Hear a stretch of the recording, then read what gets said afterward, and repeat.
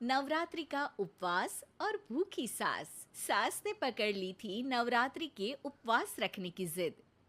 9 माताओं के लिए 9 दिन व्रत रखूंगी। मैया की भक्ति में शक्ति है। मैया हमारे परिवार को अपना आशीर्वाद जरूर देंगी। लेकिन अपना शरीर तो देखिए माँ जी, आपका एक पाँव घर में रहता है और एक पाँव डॉक्टर के यहाँ। फिर से बीमार हो गई तो जय माता दी के साथ राम नाम सत्य भी। अरे राम राम राम, कैसी बातें कर रही हो बहू। राम नाम सत्य हो मेरे दुश्मनों का। मुझे व्रत रखने से मत रोको बहू। वरना देवी माँ नाराज हो जाएंगी। नहीं, तुम्हारी सासू माँ नाराज हो जाएंगी। अरे पर माँ, भूखे क्यों रहना है? देवी माँ थोड़ी ना चाहती होंगी कि उनके भक्त भूखे रहें। और आपकी तो सारी मनोकामना पूरी हो चुकी है ना माँ। लालच है बेटा, लालच बुढ़ापे में भी खत्म नहीं होती। अरे तुम चुप करो जी। तुम्हारी भी उम्र है भक्ति भाव करने की। ज्यादा बड़बड़ की ना तो तुमसे भी उपवास रखवा लूंगी। हाँ। अरे रौद्र रूप क्यों धारण कर रही हो मेरी माँ। रख लो व्रत। ठीक है माँ, बस अपनी हेल्थ का ध्यान रखना। अरे उसकी चिंता तुम मत करो बेटा। मैंने टीवी पे देख लिया है कि व्रत में क्या क्या खाने से शरीर में कमजोरी नहीं होती।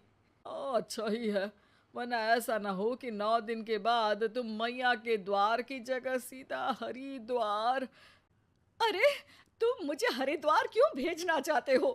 क्योंकि अब तुम्हें मायके तो भेजने से रहा। बाबूजी, क्यों माँ को परेशान करते रहते हो? अच्छा माँ, ये बता दो कि आपको व्रत में खाने के लिए क्या क्या चाहिए होगा। सास के सामने सब हार जाते हैं। माँ के कहे सामान को बेटा लेकर आता है। नवरात्रि का पहला दिन है। नाश्ता कर लो, स्वस्थ रहो, मस्त रहो। मेरा व्रत से ध्यान भंग मत करो। अच्छा ठीक है ठीक है। भूख लगेगी तो मेरी तरफ मत देखना। आई बड़ी। तुम कोई खाना हो जो तुमको देखूंगी। आए बड़े। माँ जी, ये लीजिए आपका फरियाली मिक्सचर। इससे व्रत नहीं टूटेगा। अरे इतना सा? दिन भर भूखी रहने वाली हूँ, थोड़ा तो और ला दे। पर ये सब तो सपोर्ट के लिए होता है ना माँ जी, पेट भर के थोड़ी ना खाना होता है।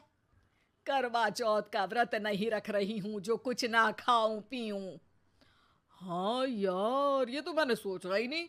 तुम इतने सारे व्रत रखती हो तो मेरे लिए करवा चौथ का व्रत क्यों नहीं रखती? अरे जुबान पे तुम्हारा नाम न रखूं, व्रत क्या खाक रखूंगी तुम्हारे लिए। माँ के कहने पर बहू और भी फरियाली ले आती है, जिसे खाकर माँ डकार मारती है। इतनी जोर से डकारोगी तो दुर्गा मैया भी डर जाएंगी। तुमने तो उनके शेर से भी तेज आवाज निकाल दी।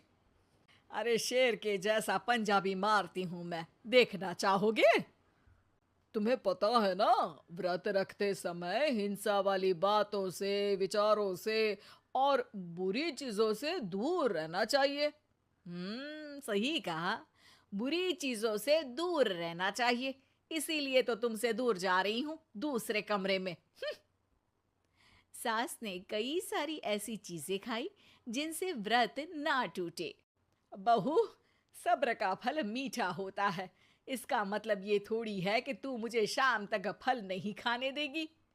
माँ जी, 1 घंटे पहले ही तो आपने इतना सारा।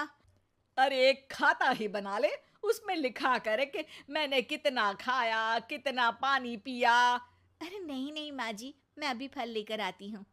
जोर से बोलो। नहीं माँ जी, मैं फल लेकर आती हूँ। अरे ये नहीं, जोर से बोलो, जय माता दी। सासू माँ एक साथ बहुत सारे फल खा लेती है। माँ जी, इतनी जोर से मैं डर गई। अरे भक्ति की शक्ति की पुकार है। पुकार नहीं, डकार है। हाँ हाँ ठीक है ठीक है। चिप्स और लेकर आना जरा, उससे भी व्रत नहीं टूटता। माँ जी, आज ही सब खत्म हो जाएगा, नाश्ते का ही टाइम है। अरे ठीक है ना बेटा, मैं अब कुछ खाऊंगी ही नहीं, तुझे इतनी तकलीफ है तो। नहीं नहीं माँ जी, मेरा मतलब था कि उपवास में सिर्फ इतना खाना चाहिए जितना शरीर के लिए सही रहे। स्वाद के लिए खाने से तो अच्छा है कि उपवास ही मत रखो। माता जी की कृपा तो वैसे भी बनी ही रहती है। अरे वाह बहू वाह! एक ढोलक और हारमोनियम भी लेकर आना और प्रवचन करने लग जा। श्री श्री 108 बहु ईश्वरी माता। माँ जी, मैं आपके लिए चिप्स लेकर आती हूँ। बहू की सही सलाह को भी सास नजरअंदाज कर देती है। थोड़ी देर में बहू सास को चिप्स लाकर दे देती है। आलू की चिप्स, आहा मजा आ गया। आलू किसी भी सब्जी में चला जाता है। आलू पनीर, आलू पालक, आलू टमाटर, आलू भिंडी और तो और पराठे में भी चला जाता है।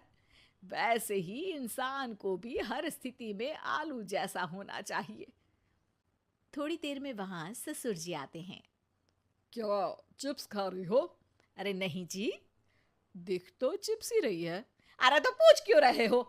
अरे गुस्सा क्यों हो रही हो? उपवास में गुस्सा नहीं करना चाहिए। और ऐसा तो है नहीं कि सिर्फ तुम उपवास करती हो, हमने भी तो किया होगा कभी।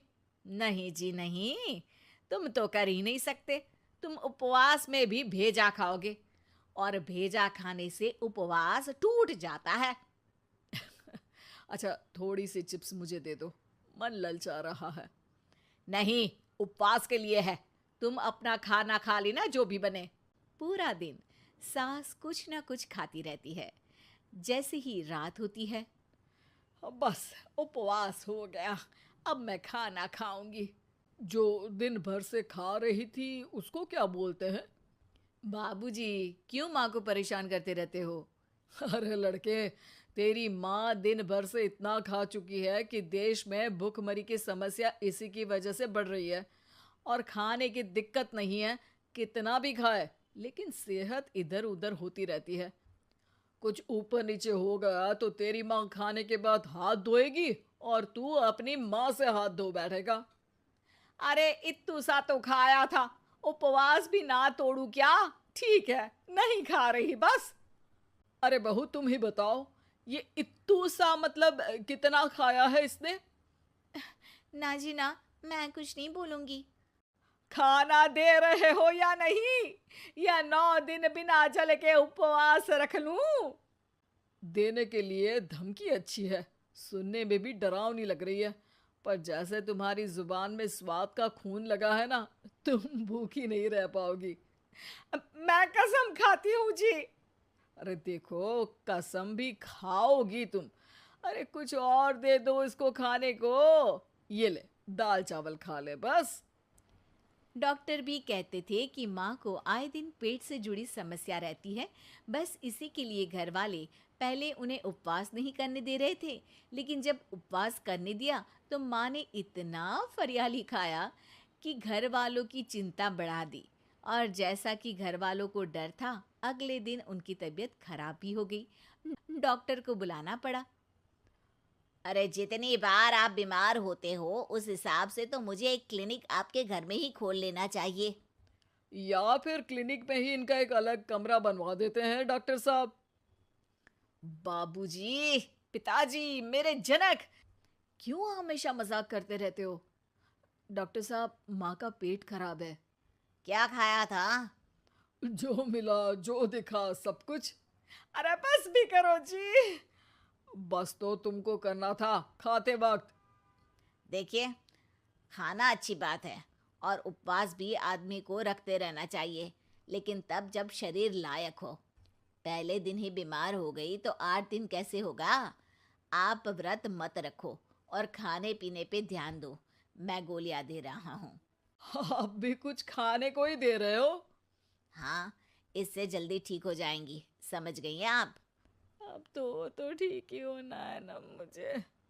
जोर से बोलो। जय माता दी। जय माता दी। जय माता दी।